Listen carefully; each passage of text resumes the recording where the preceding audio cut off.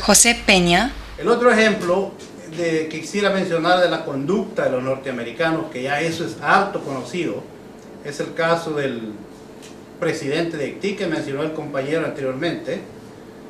Este compañero, Jesse Bertrand, ganó las elecciones después de más de 180 años que no habían elecciones, nunca habían habido elecciones libres en Haití. Él las gana en 1990. En 1991 ya había caído en desgracia con la derecha de Haití y le dan un golpe de Estado. Se refugia en Estados Unidos y en 1994 Clinton desembarca los marines en Haití y lo repone en la presidencia. En 1966 este presidente termina su periodo. En el año 2000 lo vuelven a elegir, pero en 2004 cae en desgracia otra vez con el mismo Estados Unidos y por orden de Bush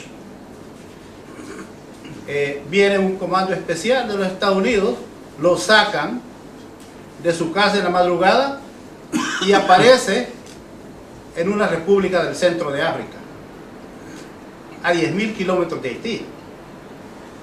Entonces, pues, por eso es que Fidel Castro nos está diciendo que algunos padecemos amnesia mental y que no nos acordamos de las atrocidades que los norteamericanos vienen haciendo 100 años atrás, 125, 150 años atrás. Dr. Tim Anderson. No puedo precisar los hechos en este momento, solo que hay noticias hoy día de Miguel de Scotto, el secretario de la Asamblea General de las Naciones Unidas, que él piensa que hay una solución, una salida pendiente después del fracaso de las charlas entre Arias y presidente Zelaya y Micheletti. Pero Miguel de Scotto ya tiene una esperanza por un lado. Por otro lado, de Fidel en Cuba tenemos el aviso que hay un peligro enorme para América Latina en este proceso, porque puede tener una ola de golpes y este proceso en Honduras no se para.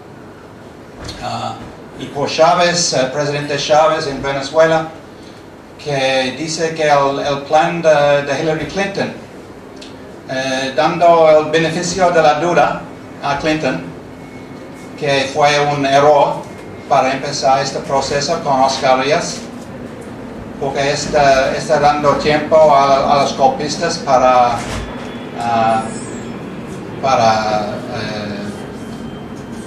evitar el retorno del presidente Zelaya. To joy. This was followed by healthy debate about US imperialist interventions throughout Latin America. Bueno, como tantos otros, yo estoy conectado al internet, ahí leyendo los artículos, mirando los noticieros de Telesur, de BTV y bueno, tratando de ver un poco de lo que está corriendo del otro lado del mundo, porque acá llega muy poco. Y tuve la chance de viajar, no a Honduras, pero por muchos países de América Latina y últimamente México y Cuba, y lo que veo es que sí, que los pueblos ya, en el sentido que lo que ya vivieron, está mucho más claro el asunto de las dictaduras militares, que no quieren volver a eso, que es bien claro de lo que vivieron y que eso no se acepta mucho más. Y la verdad que cuando ocurrió esto, la respuesta de los gobiernos de América Latina fue, en mi opinión, bien clara y bien rápida en la forma de su reacción. The focus of the August Forum was international human rights.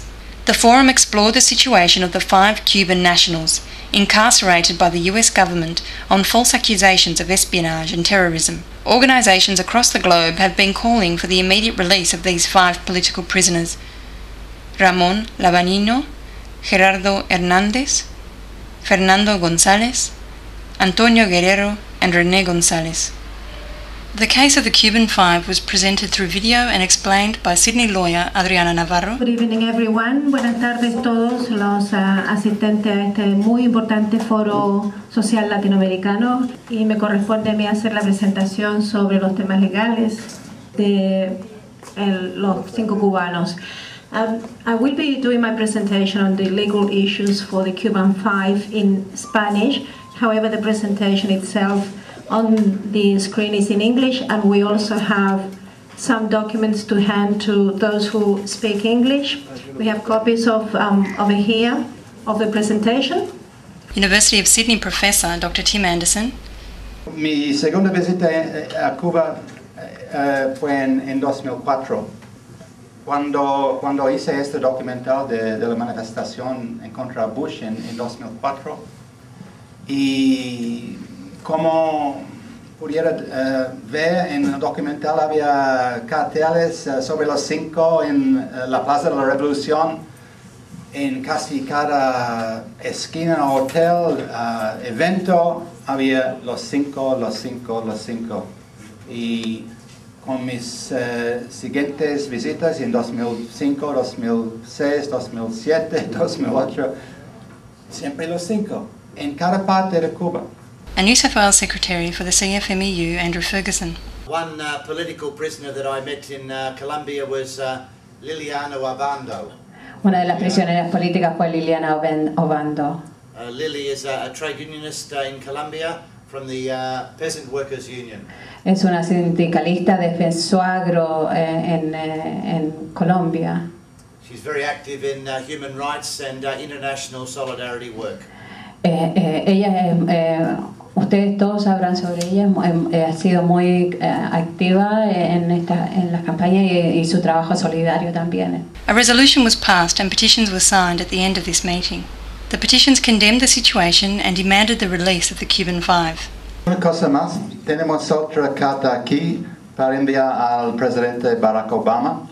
Un grupo de académicos y personas de las ONGs mandaron una carta al presidente Obama en julio para exigir la libertad de los 5, para mandarlos a casa sin cualquier más, utilizando los poderes del presidente.